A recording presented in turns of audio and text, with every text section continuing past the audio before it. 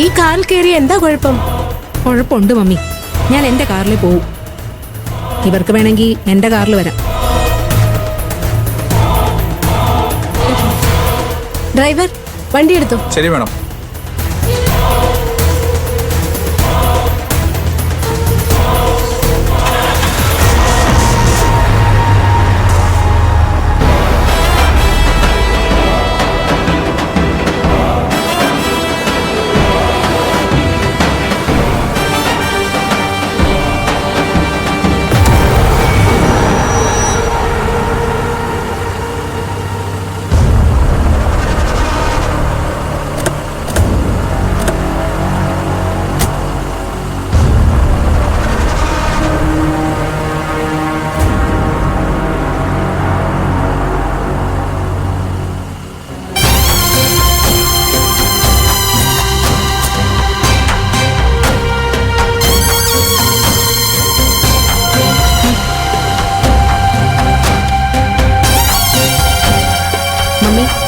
എന്റെ കാറിൽ എന്റെ കൂടെ യാത്ര ചെയ്യാനുള്ള അർഹതയോ സ്റ്റാറ്റസോ ഇവൾക്കില്ല.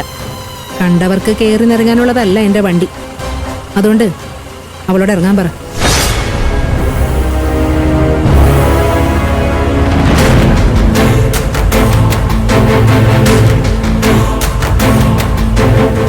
പറ മമ്മി. ഞാൻ പറയുന്നത് എന്തിനാ? നീ പറയുന്നത് ഇവരും കേട്ടോണ്ടിരിക്കുകയല്ലേ. അനങ്ങാതിരിക്കുന്നത് കണ്ടിട്ട് എനിക്ക് തോന്നുന്നില്ല കേട്ടതായിട്ട്.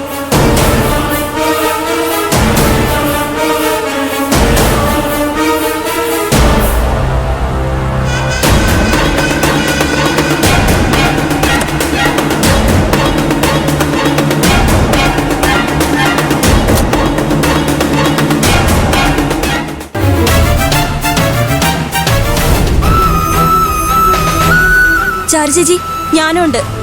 അനു, നിന്നോട് ഇറങ്ങാൻ പറഞ്ഞില്ല ഞാൻ. ചാരു ചേച്ചി പറഞ്ഞോണ്ട് മാത്രമാണ് ഞാൻ വന്നത്. ആ മര്യാദ പോലും നിങ്ങൾ ചാരു ചേച്ചിയോട് കാണിച്ചില്ല. സോറി, നിങ്ങളെ കാറിൽ യാത്ര ചെയ്യാനുള്ള അർഹതയും സ്റ്റാറ്റസും ഞങ്ങൾക്കില്ല.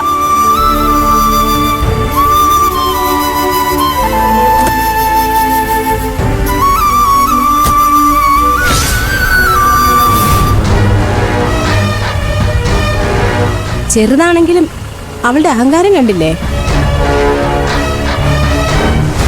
ഞാൻ ആയിരപ്പറയിൽ ചെന്ന് കയറിയ ആദ്യം അടിച്ചൊതുക്കുന്നത് ഇവളെയായിരിക്കും.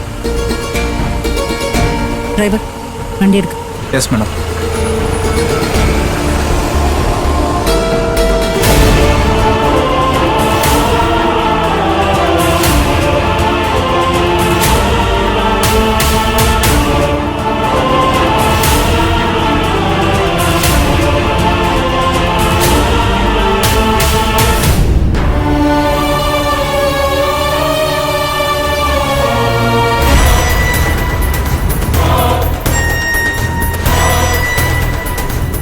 എന്തു പറ്റി മോളെ? അനുവിന്റെ അഹങ്കാരത്തെ പറ്റി ആലോചിച്ചത്. എന്ത് ധൈര്യത്തിൽ അവൾ എന്നോട് സംസാരിച്ചത്? അത് ചാരുവിന്റെ ബലത്തിലാ. അവള് പറഞ്ഞു കൊടുത്തതാവും. നിന്റെ സ്റ്റാറ്റസും പൊസിഷനും മനസ്സിലാക്കി കഴിഞ്ഞാൽ പിന്നാലെ വരും. ഇപ്പം നീ ആലോചിക്കേണ്ടത് അനുവിനെ കുറിച്ചല്ല, ചാരുവിന്റെ ബുദ്ധിയെ പറ്റിയാ. ഈ കല്യാണത്തിന് വരില്ലെന്ന് പറഞ്ഞവൾ ഇപ്പം മുന്നിൽ വന്ന് നിൽക്കുന്നത് കണ്ടില്ലേ? മണ്ഡപത്തിലേക്കായിരുന്നു വന്നിരുന്നെങ്കിൽ കുഴപ്പമില്ലായിരുന്നു.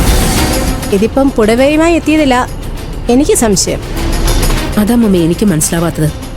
എന്തോ അവൾ മനസ്സിൽ കണ്ടിട്ടുണ്ട്. മനസ്സിലെന്തോ പ്ലാനുമായിട്ടാ അവളുടെ വരവ്. സൂക്ഷിക്കണം മോളെ. സൂക്ഷിക്കേണ്ടത് ഞാനല്ല മമ്മി, അവളാ.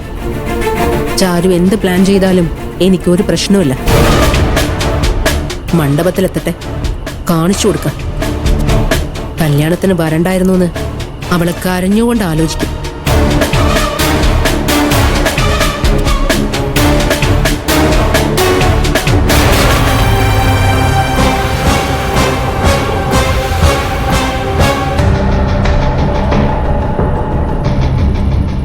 ചേച്ചി, ശ്രേയ പറഞ്ഞതൊന്നും കാര്യാക്കണ്ട.